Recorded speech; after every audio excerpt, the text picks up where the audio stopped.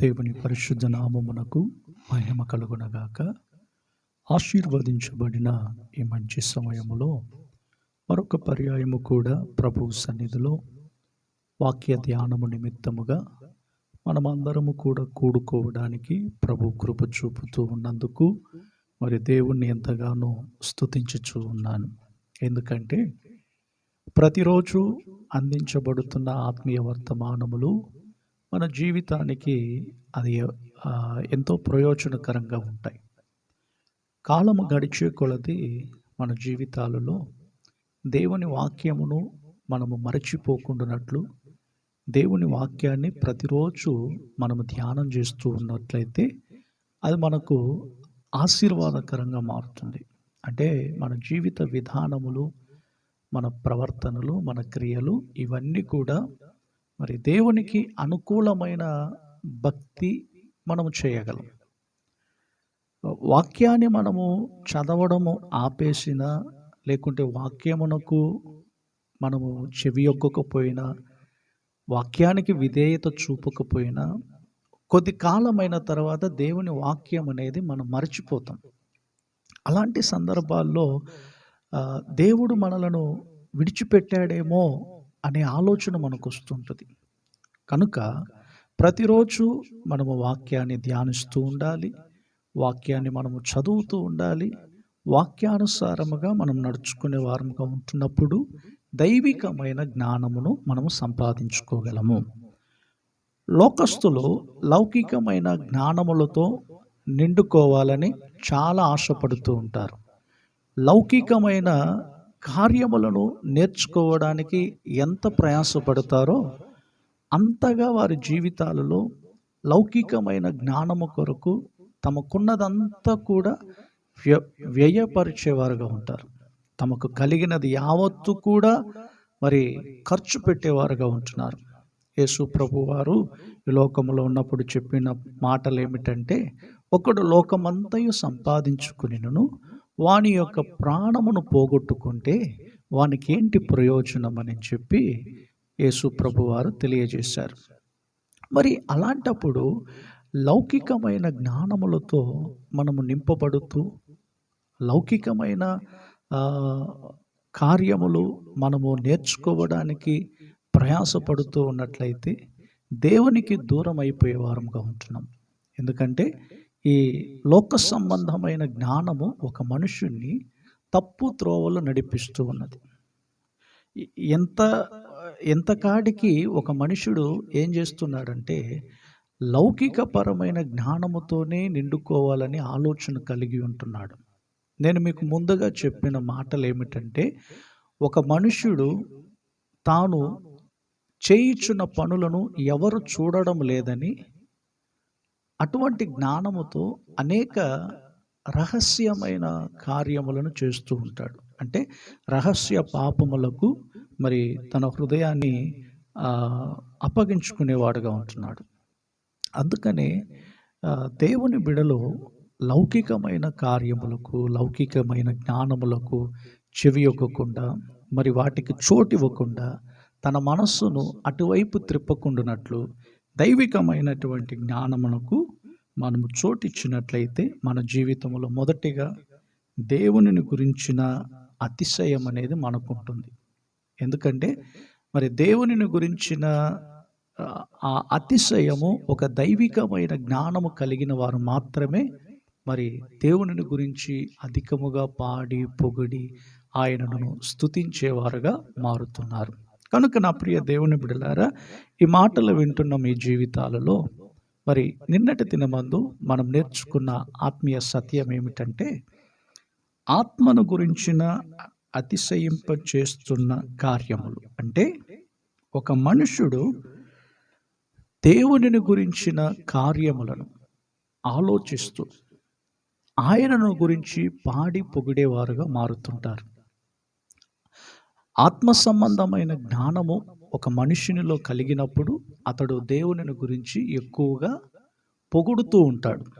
ఆ దేవుడు సర్వశక్తిమంతుడనియు, మహోన్నతుడనియు, సహాయము చేయువాడనియు, మరి మేలు చేయి దేవుడనియు, ఇలాగ బైబిల్ గ్రంథములో మరి దేవునిని గురించిన మాటలన్నిటిని కూడా తన నోటి ద్వారాగా చెప్పి దేవుని మహిమపరిచేవాడుగా ఉంటున్నాడు. ఎవరు అని మనం గమనిస్తే ఆత్మీయ జ్ఞానముతో నిండుకున్న వారు మాత్రమే ఈ మాటలు చెప్పగలరు.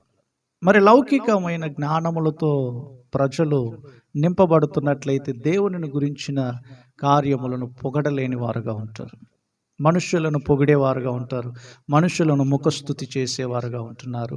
లౌకిక జ్ఞానం అనేది ఒక మనుషుడిని ఏం చేస్తుందంటే పలు రకాలుగా నడిపిస్తూ ఉంటుంది. అయితే దైవికమైనటువంటి జ్ఞానము ఒక మనుషుని జీవితంలో ఎలా నడిపిస్తుందంటే మొట్టమొదటిగా దేవుణ్ణి పొగిడేవారుగా మారతారు. మరి ఈ సమయంలో క్లుప్తముగా ఒక 2 మాటలు చెప్పి నేను ముగిస్తాను.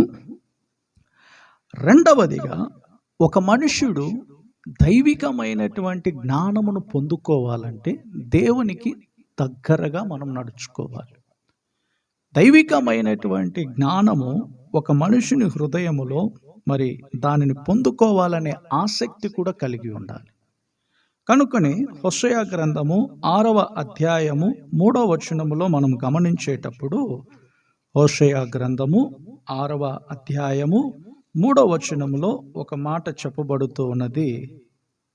యెహోవాను గూర్చిన జ్ఞానమును సంపాదించుకుందుము రండి, యెహోవాను గూర్చిన జ్ఞానము సంపాదించుకొనుటకు ఆయనను అనుసరించుదుము రండి. ఉదయము తప్పక వచ్చు రీతిని ఆయన ఉదయించును, వర్షము వలె ఆయన మన యొద్దకు వచ్చును.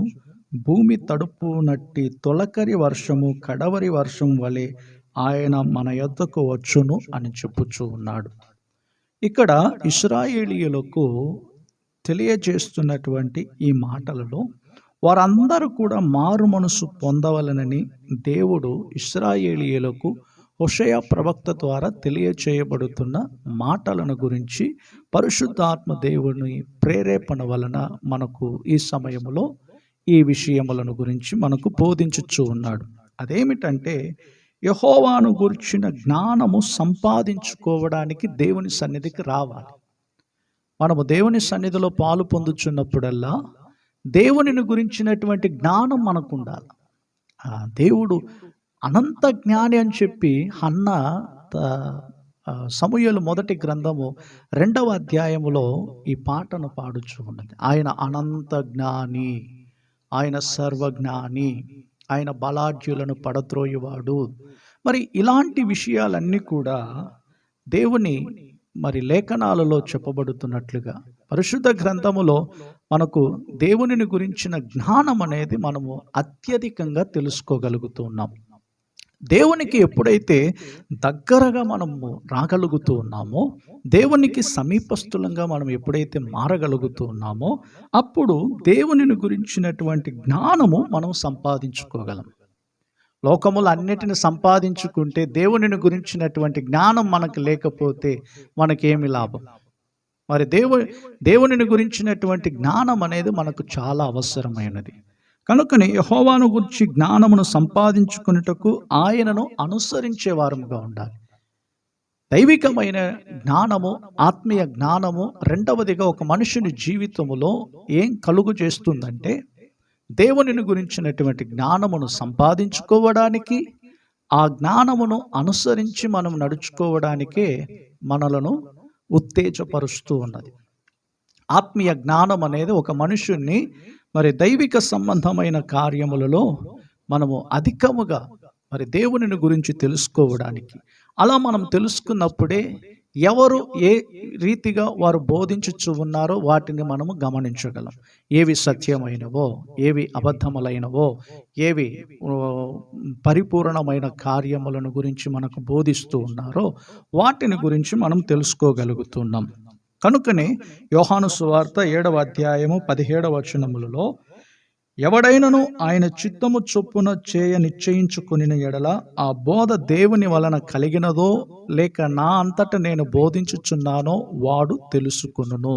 అంటే దైవికమైన జ్ఞానం ఒక మనిషినికి ఉన్నప్పుడే ఎవరు ఏ రీతిగా బోధించుచూ ఉన్నారు, దేవుని కార్యములను ఏ విధముగా వారు బోధించుచూ ఉన్నారు, వారంతట వారు బోధిస్తున్నారా లేకుంటే దేవుని ఆత్మ చేత వారు బోధిస్తూ ఉన్నారా?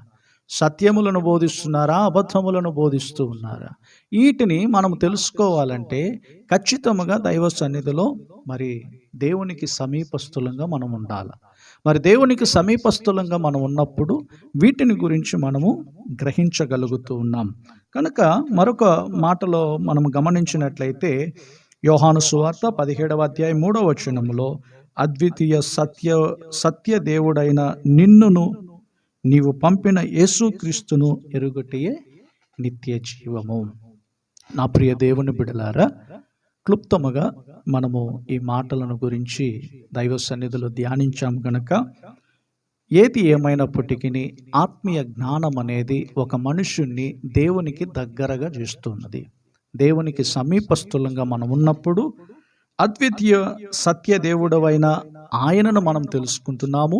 ఆయనను పంపిన ప్రభు అయిన యేసుక్రీస్తుని గురించి తెలుసుకోవడం అనేది మన జీవితంలో ఒక గొప్ప నిత్య జీవమునకు వారసులముగా మనం మార్చబడగలుగుతూ ఉన్నాము. ఎందుకంటే మనకు ఒక నిత్య జీవం అనేది ఒక గొప్ప ఐశ్వర్యముగా కనబడుచు ఉన్నది. లోకములో మనము ఒకవేళ అన్నిటినీ పోగొట్టుకోవచ్చు, సమస్తమును కోల్పోయిన స్థితిలో మనం ఉండవచ్చు. మనం ఏ స్థితిలో ఉన్నామో ఆ స్థితిలో మనం రక్షింపబడినప్పుడు దేవుడు మనకిచ్చిన రక్షణ ఒక గొప్ప ఐశ్వర్యముగా ఉంటున్నది. మరి మన జీవితంలో మరణము తదుపరి ఒక నిత్య జీవం అనేది ఒకటి ఉన్నది, అది మనం మర్చిపోకూడదు. కనుక ఆత్మీయ జ్ఞానము అనున్నది ఒక మనుషుని జీవితంలో దేవునిని ఎరగడానికి, ఆయన కార్యములను తెలుసుకోవడానికి, నిత్య జీవమునకు వారసులంగా మారడానికి మరి దేవుడే మనందరికీ సహాయము చేయును గాక. ప్రేమ కలిగిన మా పరలోకపు తండ్రి, ఆశీర్వదించబడిన ఈ మంచి సమయములో మరొక పర్యాయము కూడా మీ సన్నిధిలో పాలు పొందడానికి మీరు మాకు ఇచ్చిన మహాకృపను బట్టి మీకు వందనాలు. మరి ముఖ్యముగా ఆత్మీయ జ్ఞానములను గురించినటువంటి కార్యములను దేవా వాక్యానుసారముగా మేము పరిశీలన చేయడానికి మీరు మాకు ఇస్తున్న మహాకృపను బట్టి మీకు వందనాలు. అవును తండ్రి, మిమ్మలను ఎరుగటయే నిత్య జీవమని చెప్పి మాకు బోధించారు. దైవికమైన జ్ఞానము, ఆత్మీయ జ్ఞానము మీకు సమీపస్తులుగా మమ్మలను మార్చుచూ ఉన్నది. మిమ్మలను గురించిన జ్ఞానమును సంపాదించుకోవడానికి మీ సన్నిధికి మేము పరిగెత్తుకుని రావడానికి కృప చూపండి. మీ జ్ఞానమును చొప్పున మేము అనుసరించి నడవడానికి ప్రభువా ప్రతి ఒక్కరికి మీరు ధారాళముగా జ్ఞానమును దయచేయమని ప్రార్థిస్తూ ఉన్నాం. లౌకికమైన జ్ఞానముల చేత మానవులు నిండుకొని తాము వెళ్ళు త్రోవలు మంచివిగానే ఉన్నవని చెప్పి అనుకుంటున్నారు, కానీ తుదకు అవి మరణానికి నడిపిస్తూ ఉన్నదని వాక్యము సెలవిస్తూ ఉన్నట్లుగానే మరి మా జీవితాలలో దైవికమైన జ్ఞానము చేత మేము నింపబడుచు ప్రతిరోజు ప్రభువా మీ వాక్యాన్ని ప్రభువా మేము ధ్యానించడానికి, పరిశీలన చేయడానికి, దానిని అనుసరించి నడవడానికి ప్రభువా మీరు మాకు కృప చూపండి, ఆశీర్వదించండి. నూతనముగా ఎవరైతే ఈ వర్తమానములను వింటూ ఉన్నారో వారందరి బ్రతుకులు ప్రభువా మారాలని ప్రార్థిస్తూ ఉన్నాం. ప్రతి కుటుంబాన్ని మీరు జ్ఞాపకం చేసుకుని ఆశీర్వదించమని యేసు నామములో ప్రార్థించుచున్నాము తండ్రి, ఆమేన్. కనుక నా ప్రియ దేవుని జనమా, ప్రతిరోజు మీకు అందించబడుతున్న ఆత్మీయ వర్తమానములను జాగ్రత్తగా మీరు వింటూ ఆత్మీయానుసారముగా ఎదగడానికి, ఆధ్యాత్మికముగా బలం పొందుకోవడానికి ప్రభువు మనకు ఈ వర్తమానముల ద్వారా మరి తన యొక్క ఆలోచనలన్నిటిని కూడా బయలుపరుస్తూ ఉన్నాడు. మనమందరము కూడా మధ్యాకాశములో మన ప్రభువును ఎదుర్కొనే కృపను పొందుకున్నదుము గాక. ప్రభు మిమ్ములను మీ కుటుంబాలను ఆశీర్వదించి దీవించును గాక. Praise the lord.